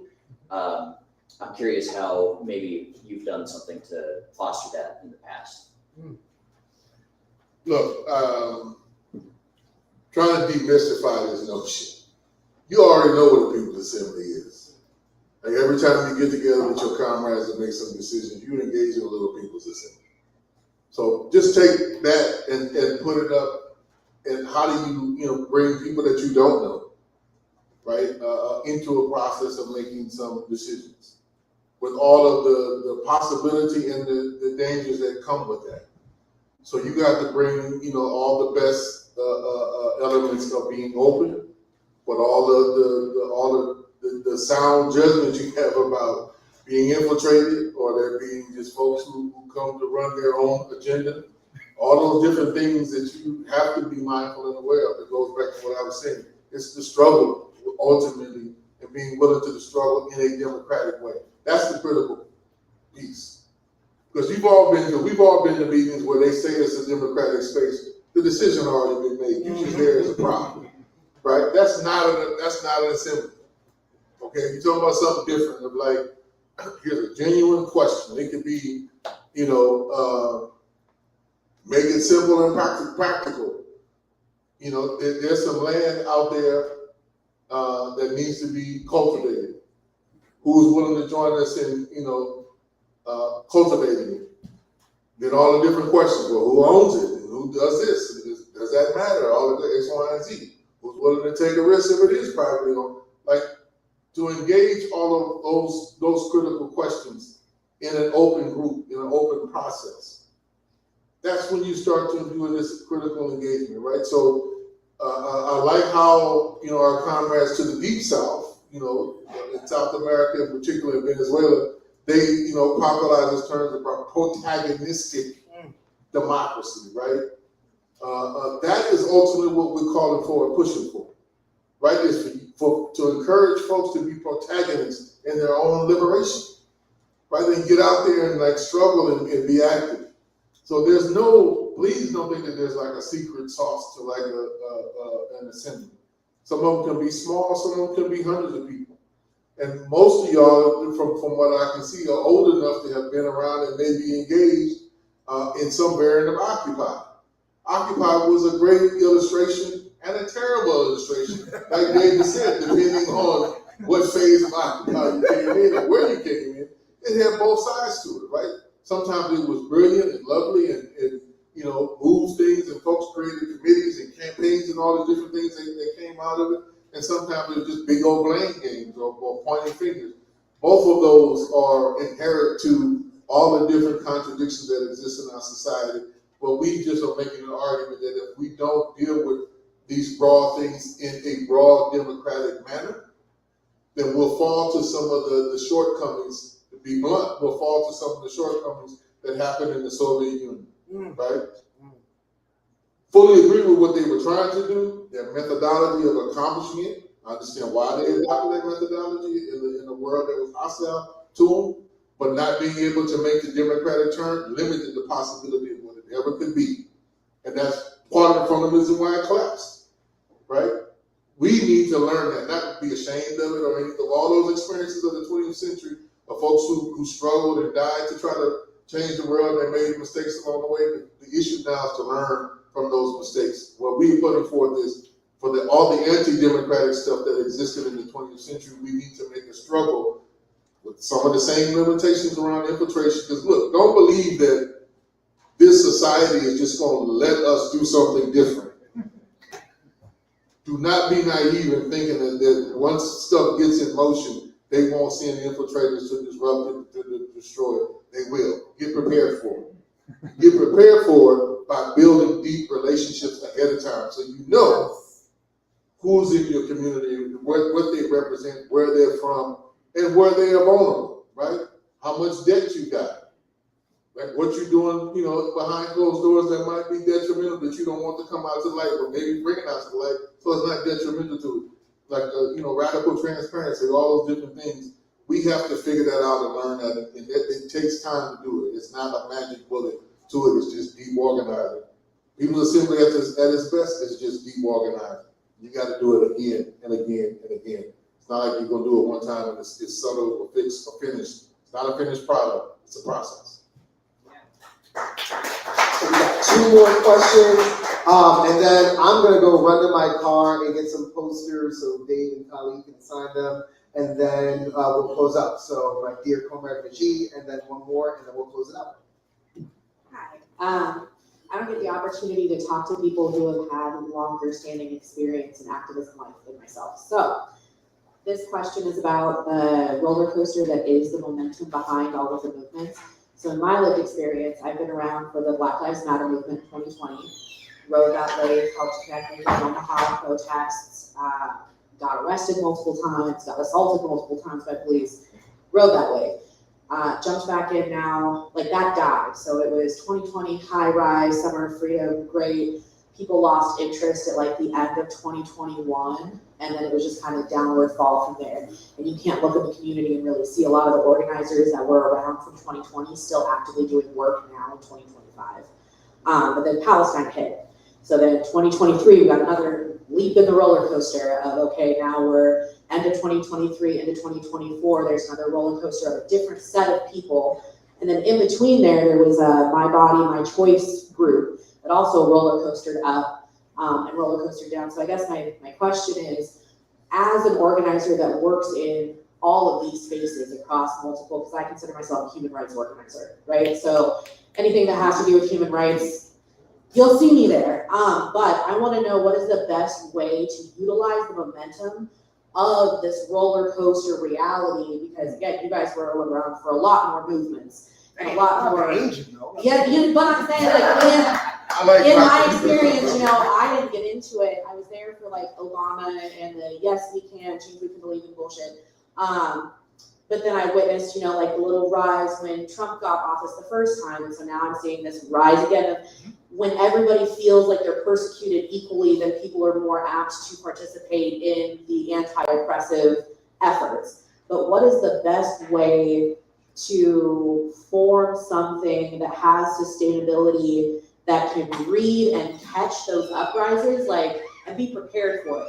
I feel like with this rise of what's going on with Trump, we're pretty prepared for the receiving of the new people that didn't know how bad it was going to be, thought that they weren't going to get affected, and being able to thoughtfully receive them in a way that doesn't turn them away from class consciousness and things like that.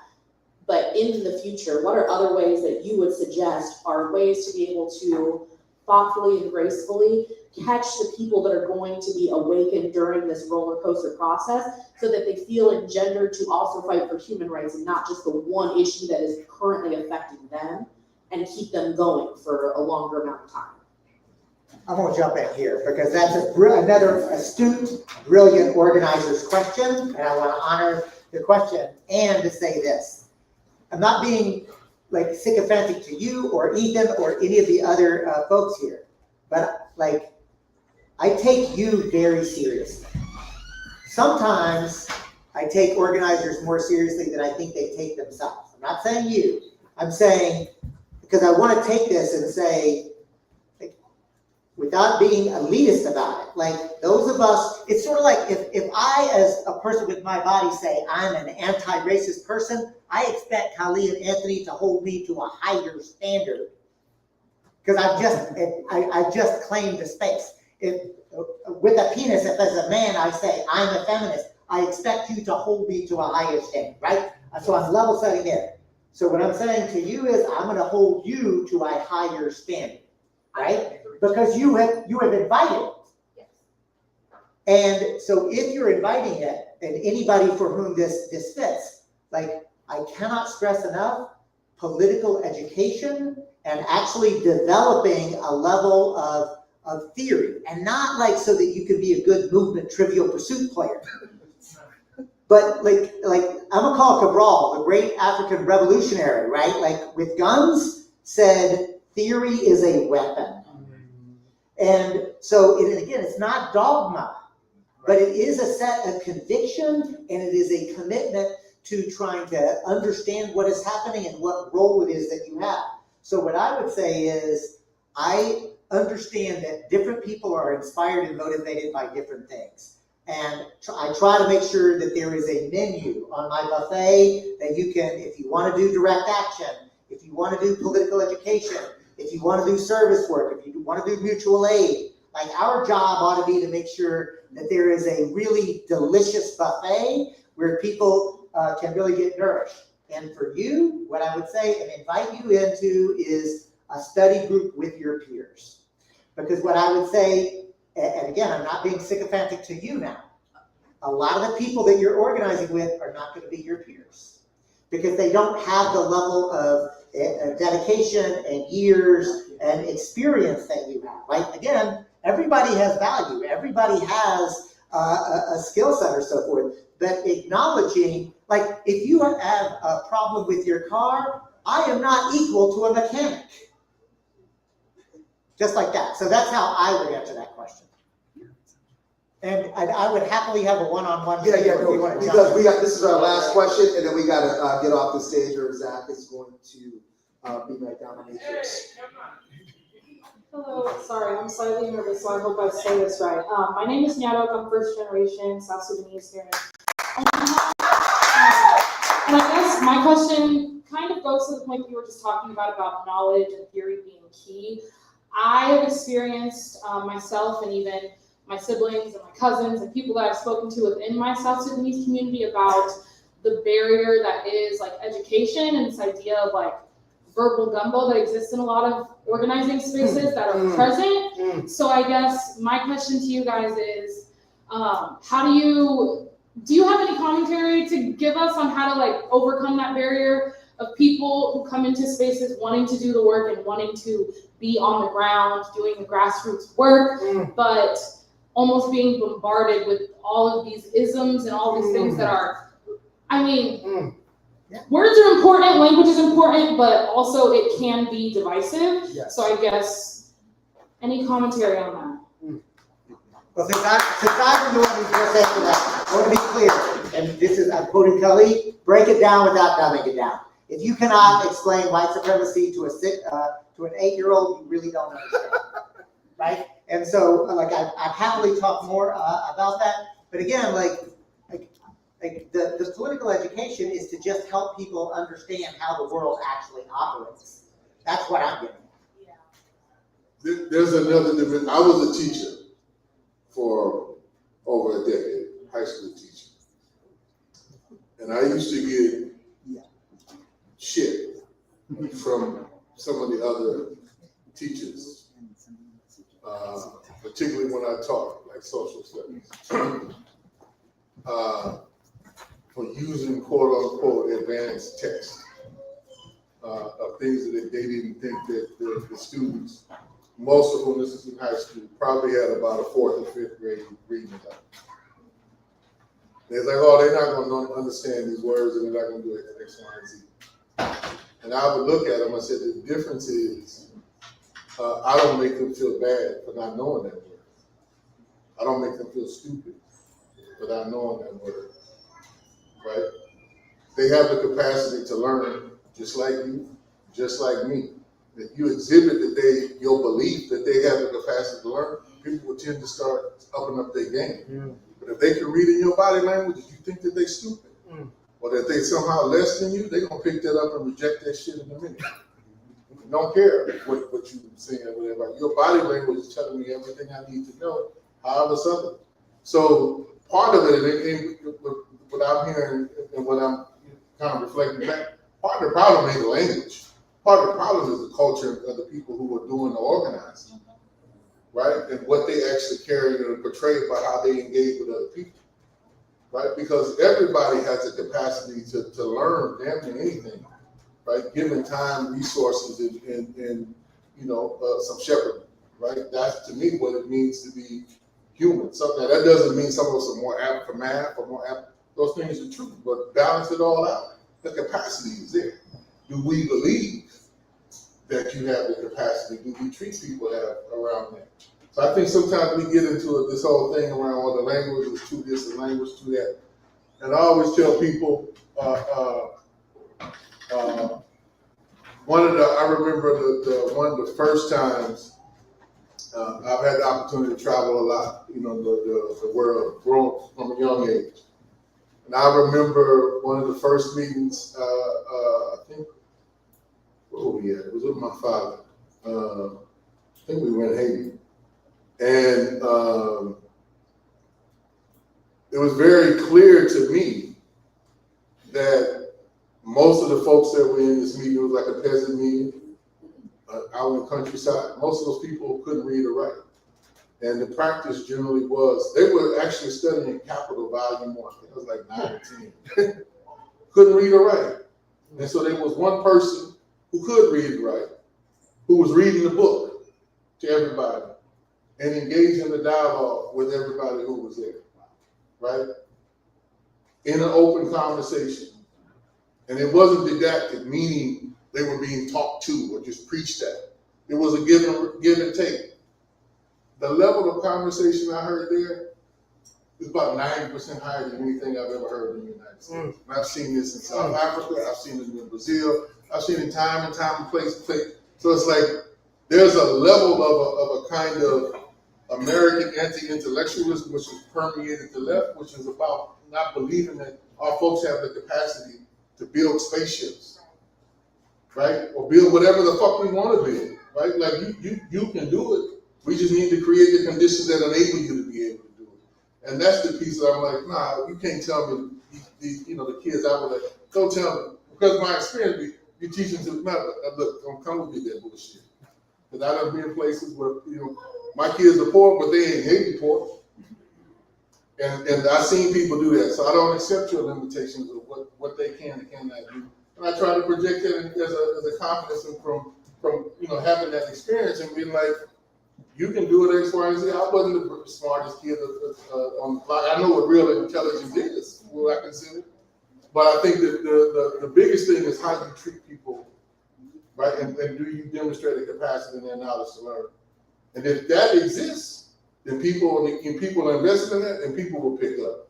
Now, that doesn't mean what they learning shouldn't be useful. So sometimes I think there's also a culture in the left of like, all right, you can talk about epistemology, but are you practicing anything in the world?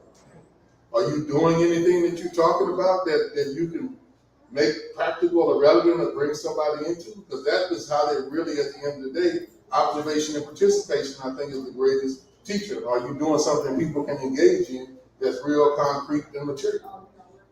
If that's so, then people will pick up the ideas because they have to gravitate, towards wanting to get better. Which I think once you engage in something, people's general tendency is, I want to do this to the best of my ability, best of my capacity. So I think there's a re-articulation that I would encourage that needs to get down. And like people just like, it's just, if it's not practical, then why are you using all these highfalutin words? All right, that's the time that we have. Give it up for David Cobb.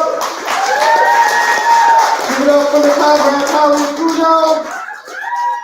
I'm going to run to the car and get some posters so that Holly and Dave can sign them for you. I'll be right back.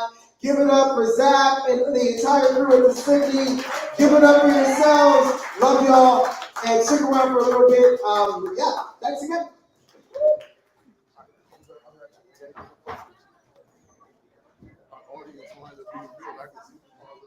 Go ahead.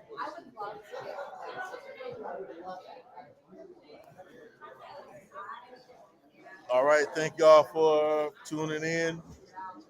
Sorry we didn't promote this earlier, but for everybody who checked it out, deeply appreciated. Spread it around.